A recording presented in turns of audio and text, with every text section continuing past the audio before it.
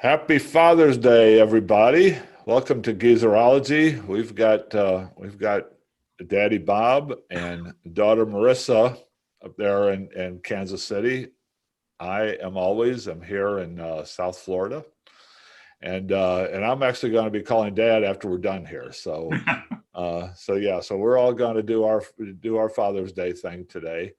Uh, Today we're going to talk about the Sufjan Stevens album, Michigan, which was released on July 1st, 2003, so almost exactly 18 years ago. Well, we're going to get to Bob and Marissa have some Michigan ties. They have family in Michigan, so they thought this would be a good opportunity to talk about this and why they have interest in the record. But before we start that, Bob, what's in the news?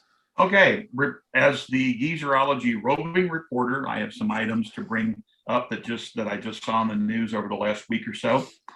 First item, this should be of particular interest to you, Scott.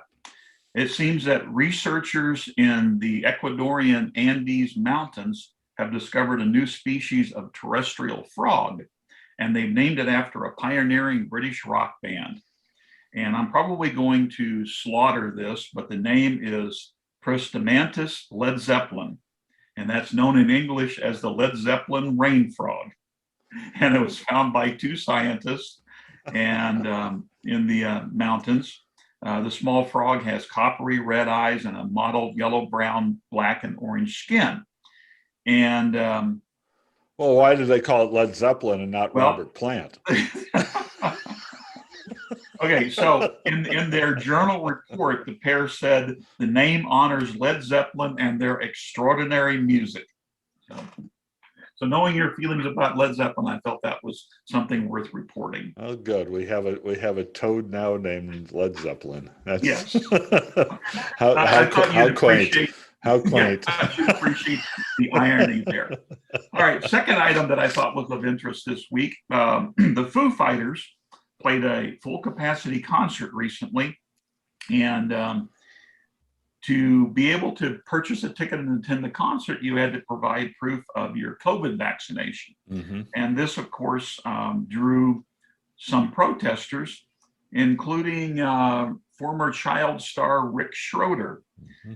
And he protested, claiming that the Foo Fighters were discriminating and doing segregation. And he quoted as saying, what they're doing is saying only vax people, separating humans is not okay. Those of us who have healthy immune systems should be able to enjoy these freedoms just like everybody else. And then Schroeder added, Dave Grohl, who's a leader of the Foo Fighters, is an ignorant punk who needs slapped for supporting discrimination. Ignorance comes in all sizes and shapes. So I guess little Ricky Schroeder is trying to remain relevant. The Foo Fighters were undaunted because they said that they were going to continue their proof of vaccination policy for when they perform at Madison Square Garden in New York.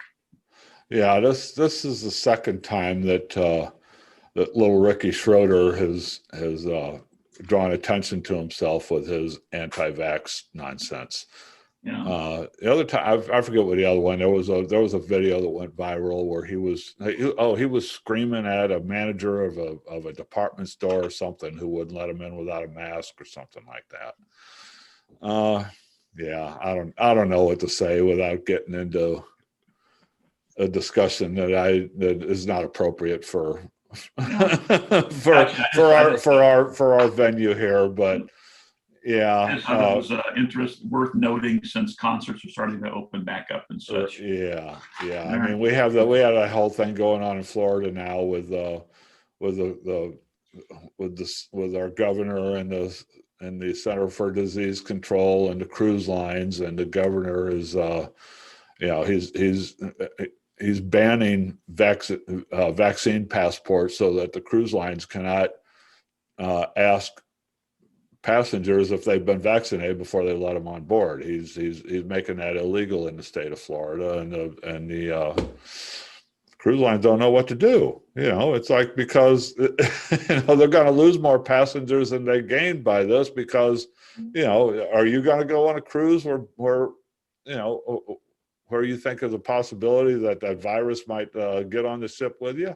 Absolutely not. I mean, those I don't know. cruises were sailing petri dishes before the pandemic. Right, and they're And I going to read be that- after the pandemic Yeah. if they follow this. And I read that there was one cruise that took off a week or so ago, and they already had to come back because they had a bunch of crew members and other people who tested positive. So Right. now they've delayed the cruise for a couple of weeks. So yeah.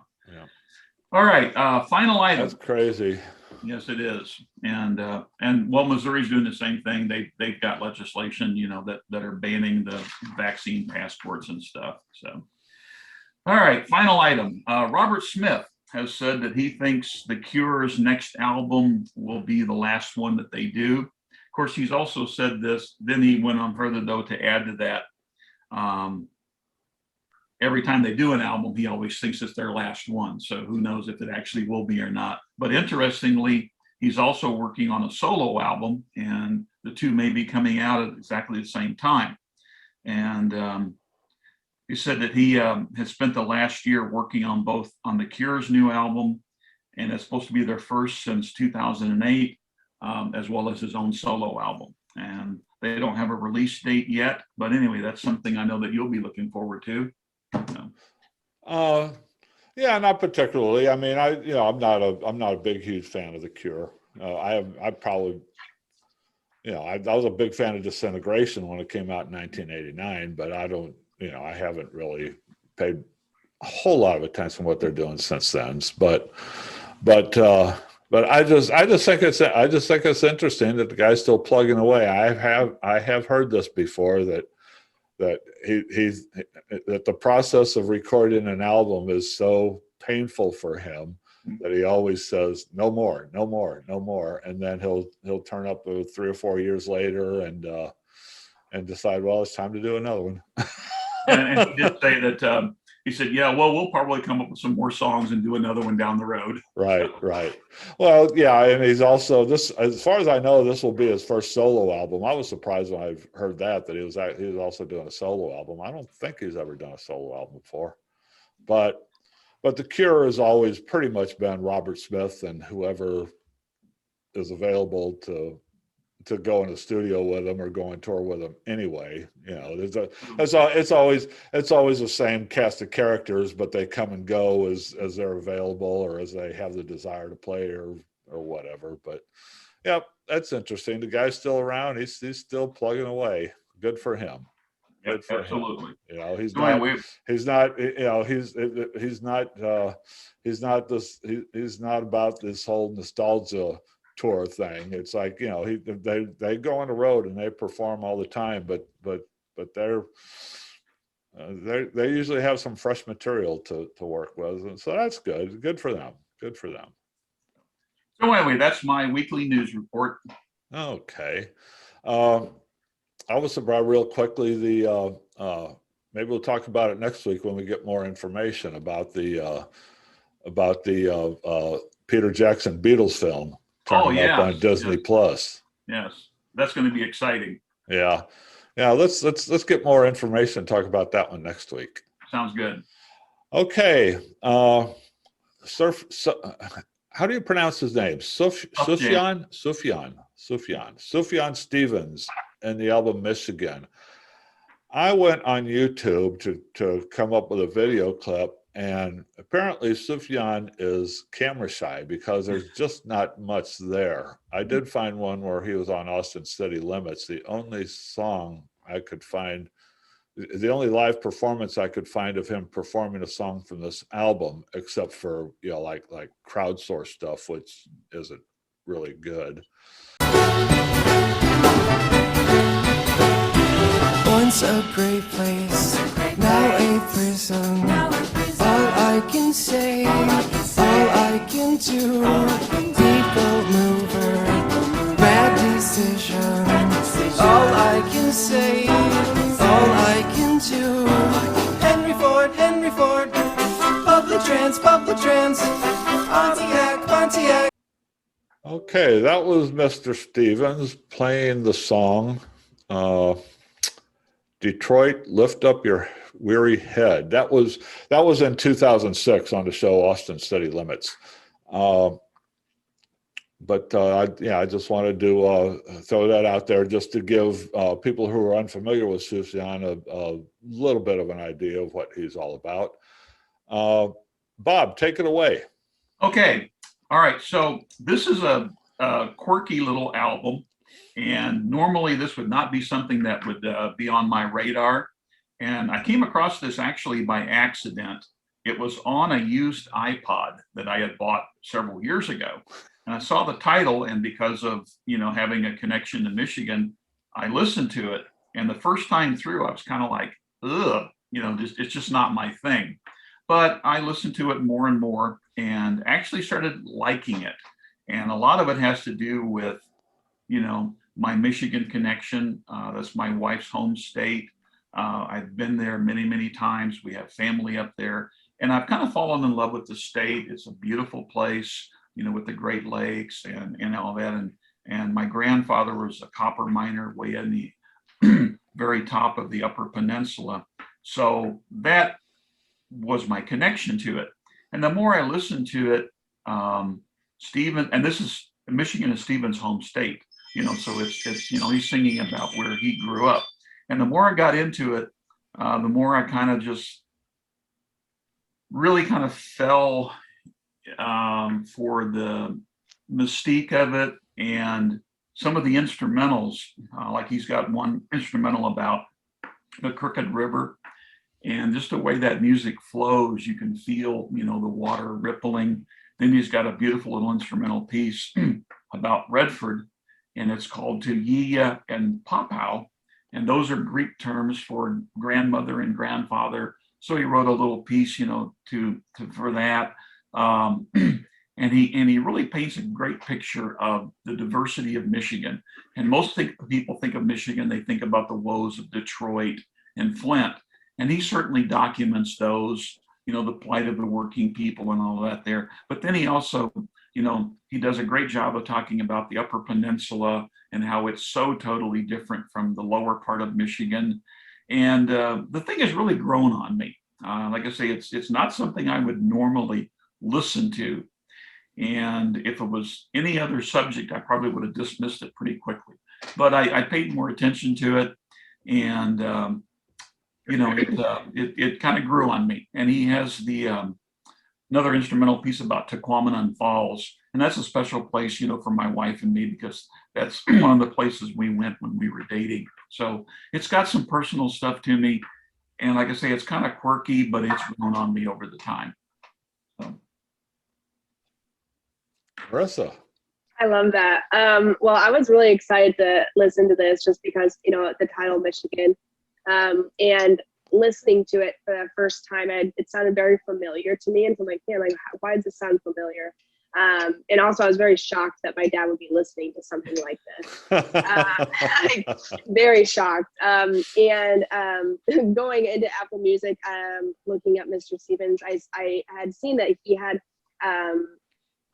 was part of a movie soundtrack that I'm very passionate about. There's a book called Call Me By Your Name, and Sundance Festival had done a film on this. And what was really special about this was the filmmaker really was talking about the music for this movie, and kind of how my dad had spoke about how the river and how the music really made you feel what the river made you feel that way.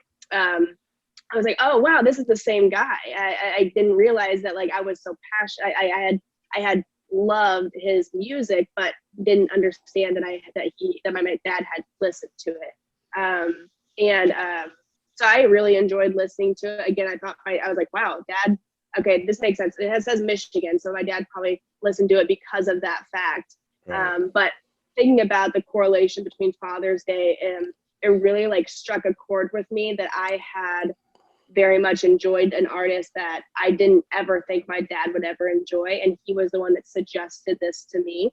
And so when we're thinking about Father's Day, I was like, man, I'm really happy to have a dad that surprises me, even in a in his musical endeavors from clicking on a playlist from a used iPod. Like, it's just really neat. I enjoyed it a lot. And Cadillac is mentioned. That's where my mom was born. So I just like, that was really neat that they had one of the songs had mentioned my mom's hometown, and yeah, character of Michigan. It's really, really beautiful.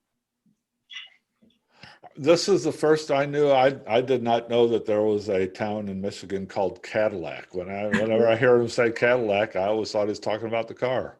Yeah. I don't know, really, seriously. Dude, that's where you were my best man. Is it really? Yeah. I don't remember that. Yeah, the city is Cadillac. I don't remember that. Yeah.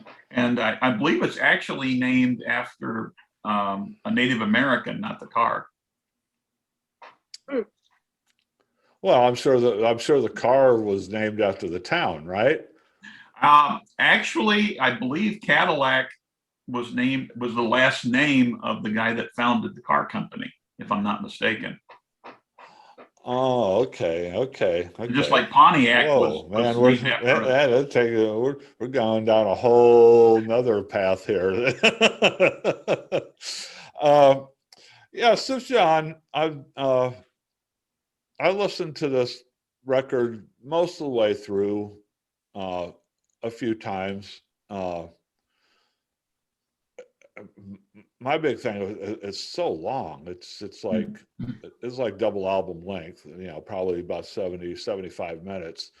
And I got through it once. There were a few times I got about halfway or 3/4 of the way through it. It's like, okay, enough. But I'm seeing here that he's quite the multi-instrumentalist. He does just about everything on this album. He's got several people who he gave credit to, but most of them are background vocals, a trombone, a trumpet here and there. But according to this, he plays oboe, English horn, piano, electric organ, electric piano, banjo, acoustic and electric guitar, bass, vibraphone, xylophone, glockenspiel, recorders, wood flute, whistles, drums, percussion, vocals, layout, art design, arrangement, mixing, and production. So, it looks like this is a Sufjan Stevens album. That really like aligns with kind of, I know like of how long that album is, but there are so many different songs and different characteristics of those songs, and like him being a very talented musician, you can see that in like the songs that are very simplistic and then songs that are very like extravagant. I really enjoyed it. It was like it was really like a journey. I was listening a lot to it while I was walking my dog and like going on a walk and stuff. I found it really great. Yeah, this and this is what, his third album out of I don't know how many. He's done 8 or 9. In fact, I think he just did one recently, didn't he? I believe so. Let me check here. This was number 3. He has released 1, 2, 3, 4, 5, 6, 7, 8, 9 studio albums, including one in 2020 and one in 2021, which is Convocations, which is a 5-volume collection. I remember reading about this. This is actually an all instrumental piece that he did.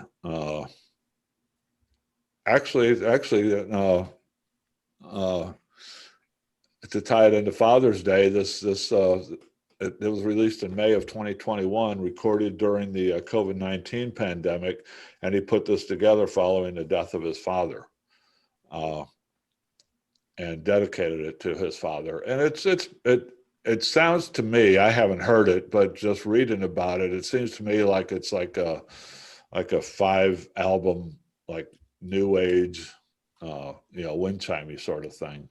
There are no vocals on it. Anyway, that's neither here nor there. I found some things to like about Michigan, but to be honest with you, I did find that piece that he did on YouTube, the Austin City Limits, and then I found another full-length concert that he did. And I got the feeling that I would enjoy sitting in a theater and watching this guy's show more than I would listening to his albums, because it's just it's a little too to hold my attention. It's kind of laid back and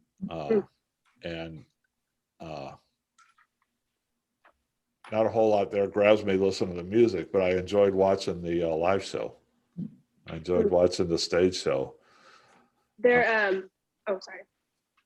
No, go ahead. I was just going to mention something that Mr. Stevens. So, like, at the end of this movie, "Call Me by Your Name," there is this very long, drawn-out scene that seems to be very uncomfortable because the main character is upset and the camera does not go away from this character. It's very long, very intimate moment, and it always makes you feel uncomfortable, right? Because there's nothing happening. And there's a song called "Visions of Gideon" that he had played, and this song is playing in the background while you see this main character kind of having a resolution to the end of the movie with nothing else, just him.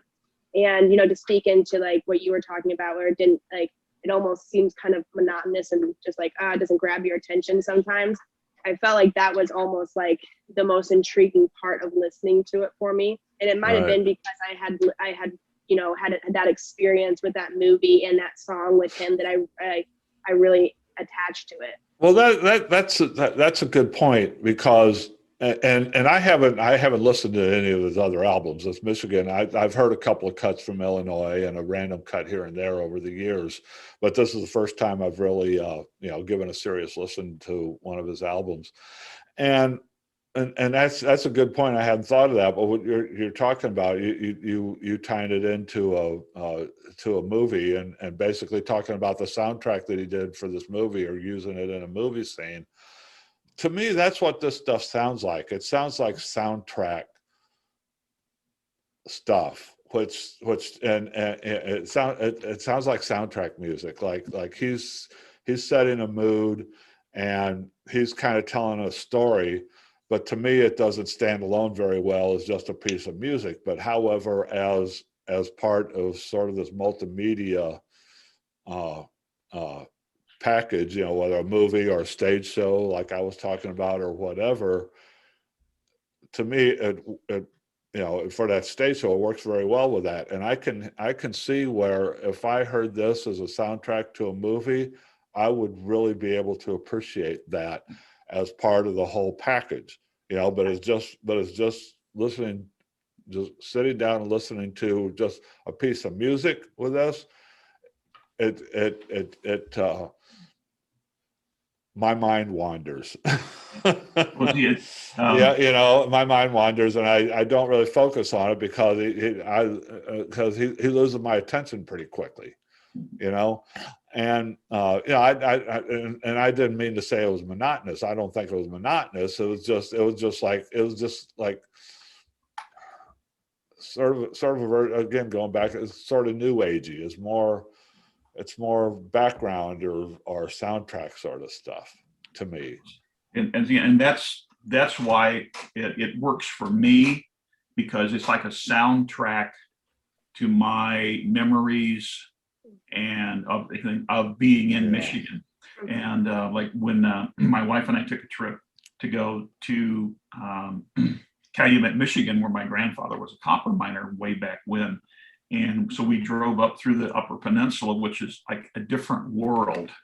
And when I hear his song about the Upper Peninsula and I listen to it, I get a movie in my mind of what it was like for the first time to travel through the Upper Peninsula. And like I say, also when I listen to the instrumental about Tequamanon Falls, I go back to 30 plus years ago, when my wife and I were dating and we went to that beautiful place.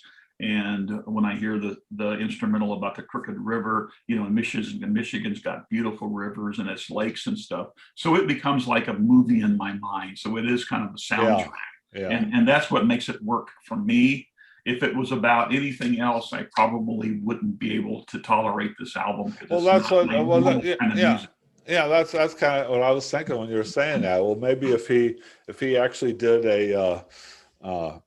did an album or or a series of songs or whatever about South Florida, then I would be able to recognize that Maybe stuff. different. Yeah. So I would be an audience for that.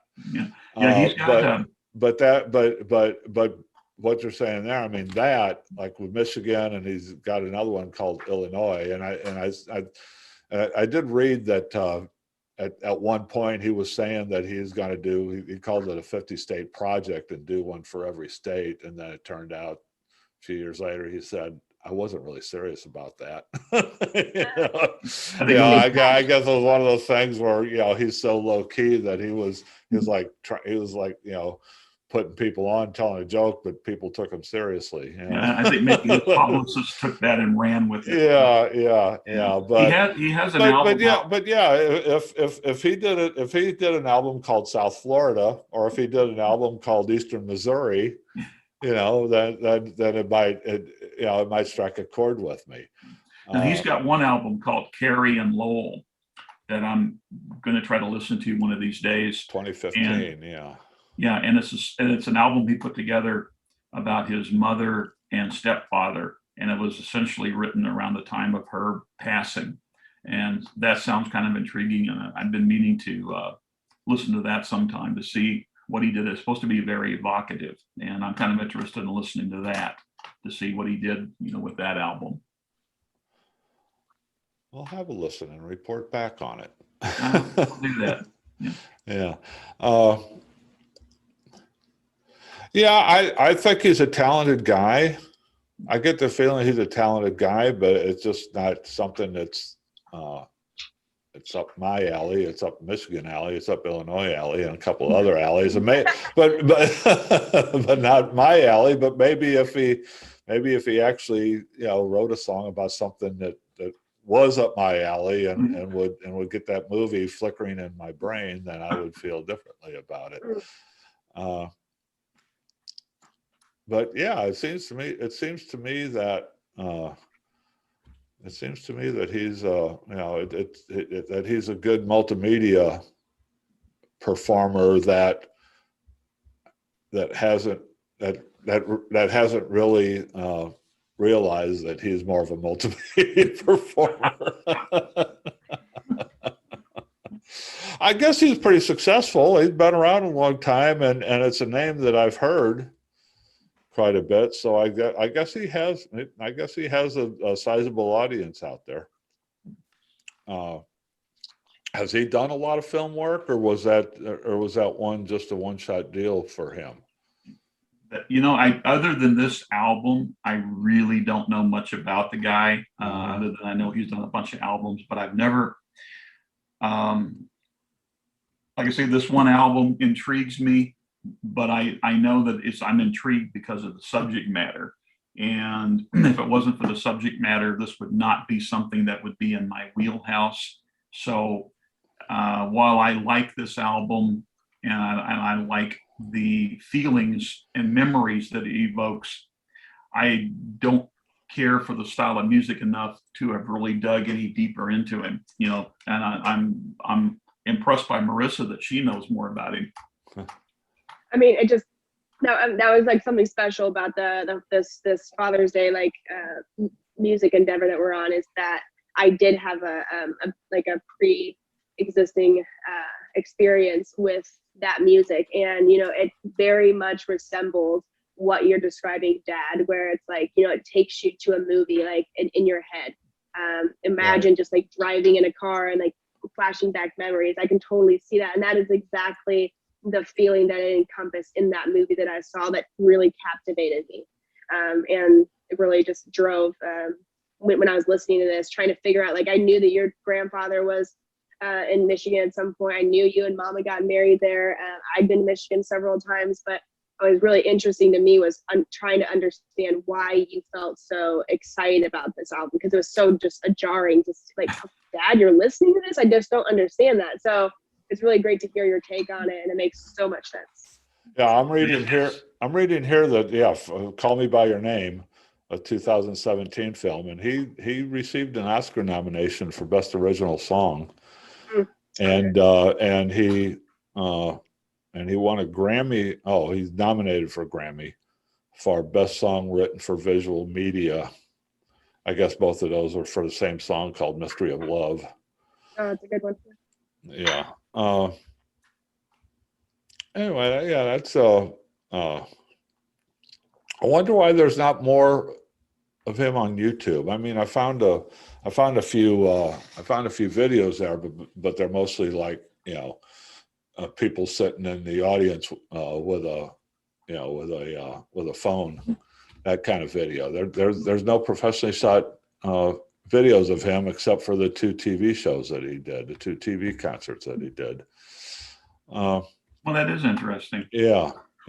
So I guess he's just one of those guys who just gets wrapped up in his work and doesn't get out and do too much extra, to promote. Maybe he's one of those people. I wonder if he doesn't tour a lot. I don't get the impression that he does.